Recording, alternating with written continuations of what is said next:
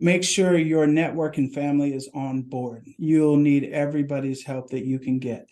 There is no self-made person in this world. I don't believe you. I'll call you a liar.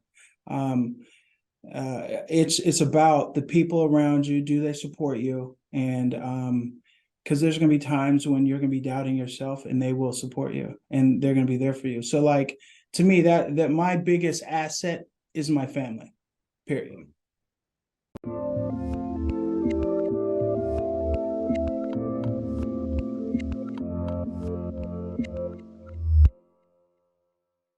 Hey everyone, this is Devin Miller here with another episode of The Inventive Journey. I am your host, Devin Miller, the serial entrepreneur that's grown several startups into 7 and 8 figure businesses, as well as a founder and CEO of Miller IP Law, where he helps startups and small businesses with their patents and trademarks. You ever need help with yours? Just go to strategymeeting.com, grab some time with us to chat, and we're always here to help. Now, today we've got another great guest on the podcast, David Burchfield, and David started his journey in Portland, being raised in Portland, Oregon. Went off to college for a bit, and then he went and joined the Army and did some work with them for a while. None of these ended up working out or wasn't the perfect fit. So shifted and went to study doing drug and alcohol counseling. Then the girlfriend at the time told him that he'd be a good engineer, so he ended up going to undergraduate and getting a undergrad and master's degree in engineering. Then after that is started a couple businesses. And so with that much as an introduction, welcome on the podcast, David. Thank you, Devin, and thanks for that introduction. My name is David Burchfield. I am the president of Birch Energy Services and the CEO, and we also started a new business called Building Lens, where we bridge the gap between people, technology, and the utilities that supply our energy. Just to tell you a little bit about my story and just as I said, I gave a 30-40 second condensed version of it, but let's rewind to growing up in Oregon and kind of kick off and tell us a little bit about your journey. Yeah, no problem. So I grew up in Northeast Portland. Went to Fabian Elementary School, Beaumont Middle School, and Madison High School. Proud to be in the Northwest. I love the rivers, the mountains, and the ocean. So when I graduated from Madison High School, I tried my first shot at college. Wasn't really ready, the maturity wise. So I didn't go, didn't finish it. Then I went to the Army. Was a UH-60 helicopter mechanic. Worked on the Black Hawk and a door gunner.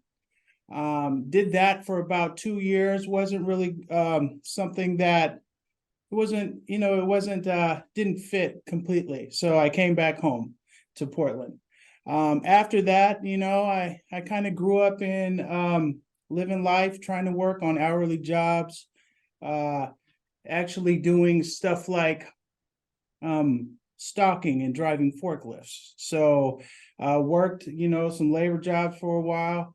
And lived a little bit of life and found out that, my passion was about people, right? So I started down a path of drug and alcohol counseling for addicts, because I'm also, I am an addict. So, and I wear that not with a badge of honor, but it is what it is. Some people have diabetes, I have addiction, and it's an understandable, I guess you could say, ailment, and it's actually a place of power for me. So when I was studying to be a drug and alcohol counselor, my girlfriend was pregnant at the time, and my father-in-law actually came into the picture, and he was like, "David, you're pretty good with math. Why don't you be an engineer?" And really, in my mind, I was thinking, what is an engineer? So at that point in time, he took me under his wing. He has a PhD in geotechnical engineering, and he was actually he was very passionate about working with people as well. So now let me just jump in and just ask one question. So because you were going down the drug and alcohol counseling, and it seems like going from that to engineering, while both are good fields, they're fairly separate or far apart from each other. Yes. So, if you're already going down the drug and alcohol counseling and putting in the time and effort there? What made, I get somebody comes along and says, hey, this would be a better opportunity, a better fit, but what kind of made you switch from doing one to the other? Well, I maybe because I really never understood what an engineer did. And growing up in public schools and stuff, and I'm just going to be honest, learning how to study was not a big thing in public schools, right? So I have to say that my father-in-law helped me study in college. He helped me learn how to study. And then I started to see the fruits of my labor when it comes to math and physics, and it really started to turn me on. Like I liked it a lot and I was learning fast. And then he had a little convincing because he was my future father-in-law. He's my father-in-law now. And he's like, David, you can make some good money being an engineer, and you could do this. You have the skill set. We could do this together. So the opportunity came, and I took it. So from there, it wasn't an easy thing for me. I had to adjust. I had to adjust in culture, meaning, I would talk with my father-in-law and be like, hey, the professor is telling me that I'm wrong, and it's like making me irritated and mad. And then my father-in-law would say, David, being wrong is part of learning. So that's how we learn. And that was an epiphany I had, because in the life I grew up in, making a mistake it's not good. It could get you killed. It could, parents are always telling you to do this or do that. And me growing up as a Black man in America. So that epiphany I had, I'm just being honest, really took the handcuffs off my mind and started making it, I could see bigger and better things that were possible. It really opened up a lot for me. So no, it makes sense. You find out, hey, engineering is different than what I anticipated. It's a good opportunity, probably fits me well. And so you decide to go down that route. And then I think you went to college and got a undergrad and as well as a master's in engineering. Is that right? Well, no, I got the undergrad in renewable energy engineering at Oregon Institute of Technology. And my professor that I guess you can say a mentor from my sophomore year all the way to my senior year is Dr. Tishome Juru. Remember that name because later on after that, Dr. Tishome Juru is the chief technical officer of Birch Energy Services, and he's no longer in academia. He's a partner of mine. But after I did, so my senior year at Oregon Institute of Technology, somebody came in and started talking about building controls and the technology. And that was just awesome to me. So as soon as they stopped with the presentation, I ran up to him and said, hey, I want a job. I want an internship. I want to do what you all are doing.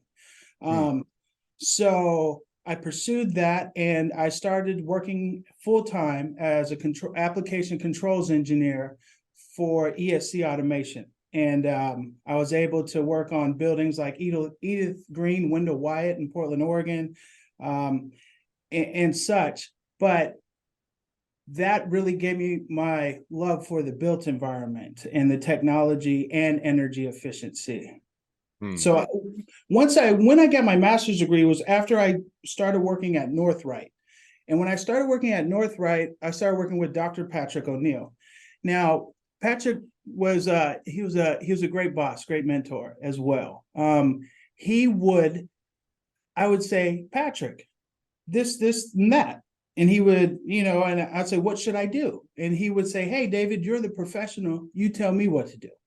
And that type of trust in me really turned me on. And that's where I got the bug for small business. So I went and got a master's while I was working at Northright for 4 years, probably one class a term. And every time that I took a class, I was able to take the methodology and apply it directly in Northright. It's like it was a nice setup. So I got my management experience on the job and in a master's degree for 4 years at Northright.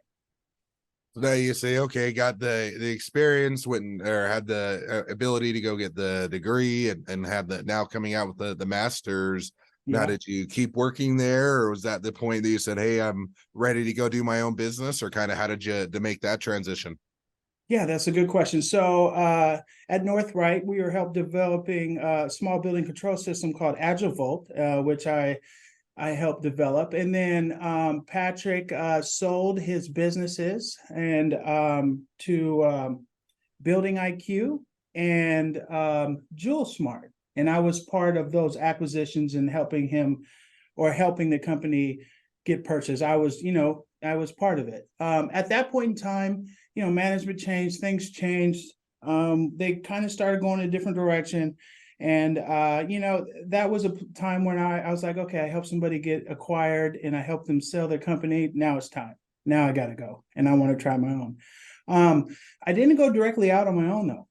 So what I did is I applied for a job at Nexent when they were Nexent. They got purchased by Resource Innovations.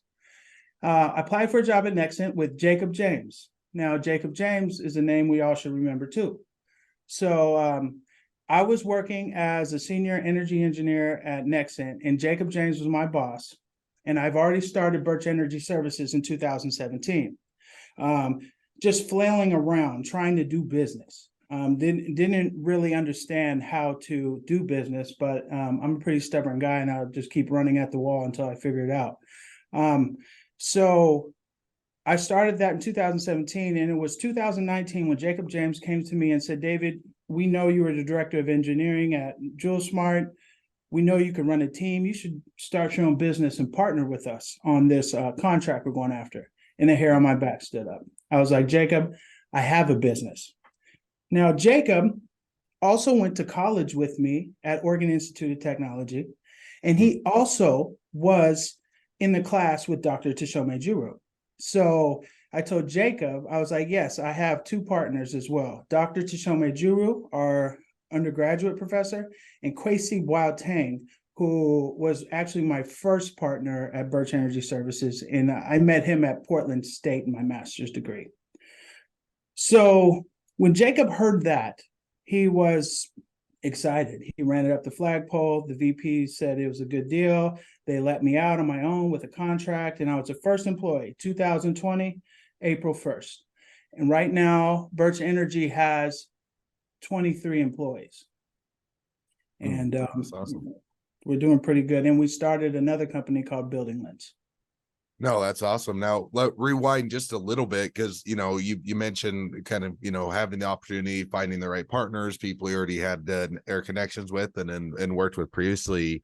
How did you decide kind of what direction or what you wanted to do, or kind of what that startup was going to be in the business you wanted to go into?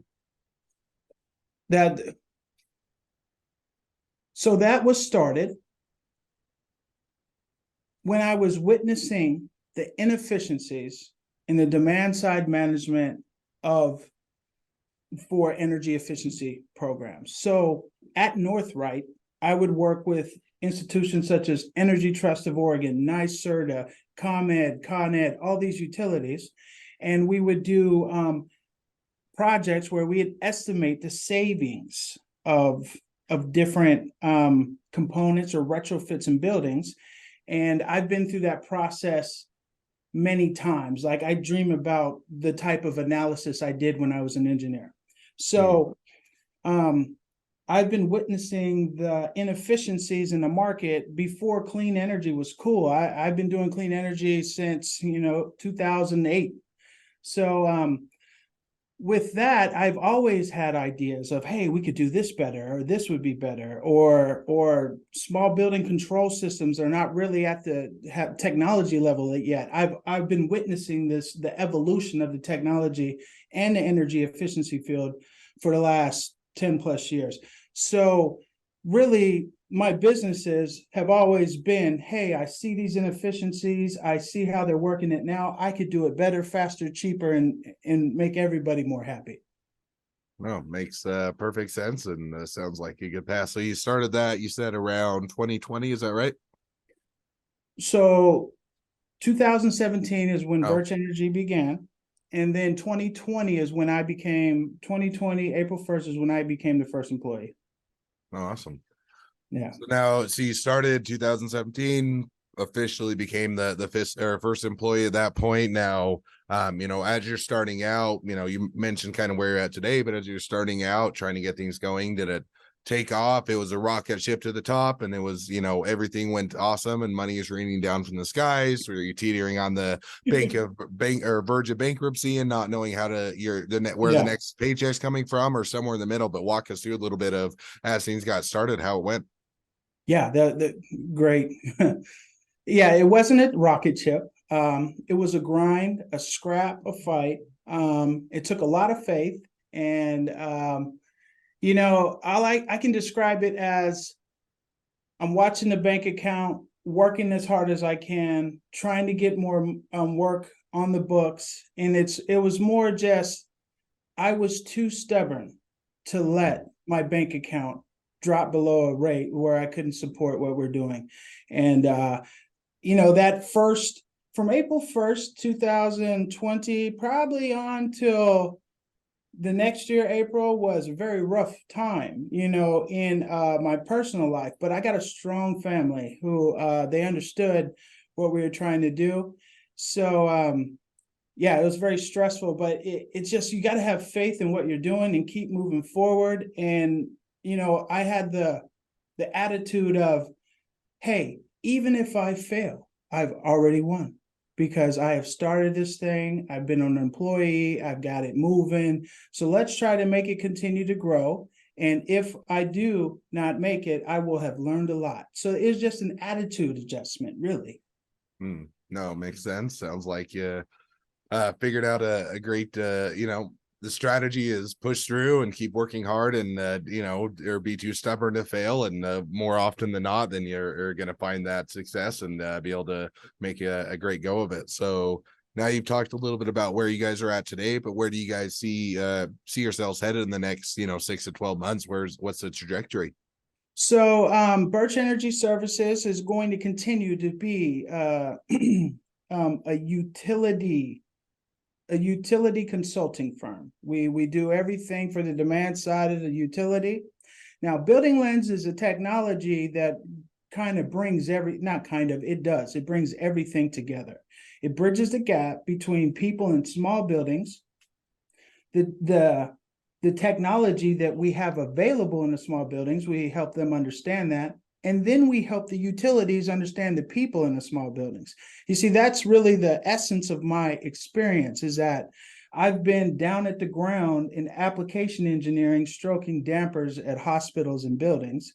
And now I'm in the C-suite executive room, so I understand everything in that vertical. So being able to link the people in the buildings to the utilities that serve them is something that we have not done well in America. No, makes sense. Sounds like it, it's an area that we know anytime things aren't doing or being done well, or there's an opportunity to come in and shake it up or change it, presents a lot of opportunities. Sounds like it's a great opportunity for you guys, and provides a great path forward. So, well, with that, now is where we've kind of reached the present day of your journey, and even looking a little bit into the future. It's a great time to transition to the two questions I always like to ask at the end of each episode. So we'll jump to those now. So with that, the first question I'd like to ask is, along your journey, what was the worst business decision you ever made? What'd you learn from it? So, Devin, I don't operate like that. Now, let's see. There is no worst business decision. You're learning or you're moving forward, right? I've made decisions on. I think the most learning I have done is hiring people, because when I began, I expected everybody to be like me, half crazy, super focused, and I guess kind of maybe teetering on hyper focus. Us entrepreneurs are like that, and expect everybody to be like you. But I quickly learned that that's not true, and I did a lot of learning. And the thing that I learned more about are people. They're the most people. We are an interest. It's just people are the thing that I will be learning about for the rest of my life. Yeah, no, I think that, people are the greatest asset to a business. So they're Yeah. also the hardest and the ones that you learn the most from. And, it's always interesting when you get into especially hiring and those type of things. I think a lot of people come in and saying, hey, I can do it better. I know people. I can, I can tell if they're good or bad in the first 10 seconds type of thing. And then you get into it and you start to make those hiring mistakes and learn from it. And you learn it's a lot harder and there's a lot more things to learn from it than you necessarily anticipated. So great area to learn from, and definitely makes sense. Second question now if you're talking to someone that's just getting into a startup or a small business, what would be the one piece of advice you'd give them? Make sure your network and family is on board. You'll need everybody's help that you can get. There is no self-made person in this world. I don't believe you. I'll call you a liar. It's about the people around you. Do they support you? And because there's going to be times when you're going to be doubting yourself, and they will support you, and they're going to be there for you. So, like, to me, that my biggest asset is my family. Period. No, I think that's awesome. And I think, building that network, having the people around you to support you, whether it's family, whether it's friends, whether it's mentors, whether it's coworkers, or all, any or all the above, I think that having that in place makes what is already a hard journey to do a startup or a small business a bit easier. And having having a support network also makes it a lot more likely you're going to be successful. So I think it's a great takeaway. So yeah. With that, now as we do wrap up the podcast, if people want to reach out to you, they want to be a customer, they want to be a client, they want to be an employee, they want to be an investor, they want to be your next best friend, any or all of the above, what's the best way to reach out to you, contact you, find out more? Contact me through LinkedIn. I stay pretty active there. You can also reach out to me to david@buildinglens.com. We are scaling fast, both of our companies, and we're looking for more people that want to have impact. I mean, impact's important to us. So if that is something that people want to do, they want to make a relationship, they want to get to know some more people, then come talk to me, and we can have fun and make some hay at the same time. Awesome. Well, sounds like or definitely encourage people to reach out, support a great business. If you're looking for ability to make an impact, or reach out, or if nothing else, make a new best friend. So That's right. With that, thank you again, David, for coming on the podcast. It's been fun. It's been a pleasure. Now, for all of you that are listeners are out there, you have your own journey to share and you'd like to be a guest on the podcast, we'd love to have you. So let's go to inventiveguest.com, apply to be on the show. A couple more things as listeners, make sure to click share, subscribe, leave us a review, helps us to reach even more startups and small businesses to help them along their journey to success. And on that note, if you ever need help with you along your journey with patents or trademarks or anything else to your startup or your small business, just go to strategymeeting.com, grab some time with us to chat. We're always here to help. Well, thank you again, David, for coming on the podcast, and wish the next leg of your journey even better than the last. Yeah, thank you. Thank you, sir.